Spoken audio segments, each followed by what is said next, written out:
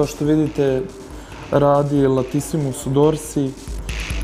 Ovdje se angažuje celo telo i cela leđa. Jednostavno, funkcionalna vežba za celo telo, ali najviše pogađa zadnje rame.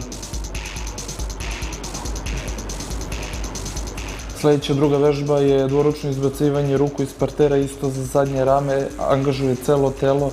Najbitnije je prednjom površinom tela da smo pribijeni u strunjaču, da ne bi dolazilo do povrede ili do ukleštenja nerva.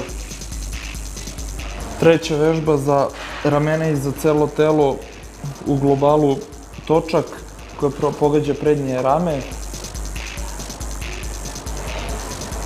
Inače, vežba je, kao što vidite, jako kompleksna, zategnuta su stalno leđa, u kontrakciji su, noge su blago savijene, ide se napred-nazad.